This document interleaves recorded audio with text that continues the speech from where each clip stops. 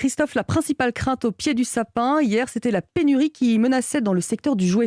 Oui, malgré de nombreux containers bloqués en Asie, pas mal de retard dans les livraisons, vous l'avez sans doute remarqué, les rayons étaient bien garnis. C'est même plutôt une bonne année pour le secteur du jouet. Les distributeurs ont anticipé et ils se sont beaucoup tournés vers les fabricants français, Carole Ferry.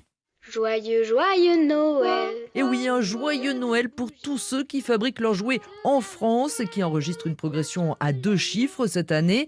Plus 15 à 20% par exemple chez Ecoiffier qui fabrique ses jouets dans le Jura.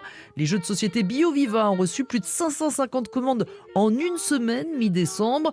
En fait, toutes les grandes chaînes de magasins se sont tournées vers le Made in France pour être sûr d'avoir des rayons bien remplis. Un joli cadeau pour la créatrice de la conteuse à histoire joyeuse, Marie Garidou.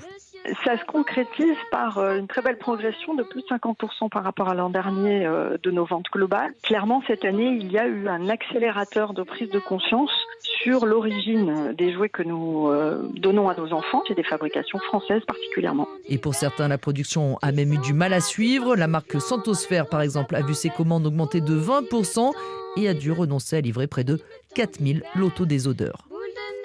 Jour de l'an et bonne année grand-mère. Carole Ferry du service économique.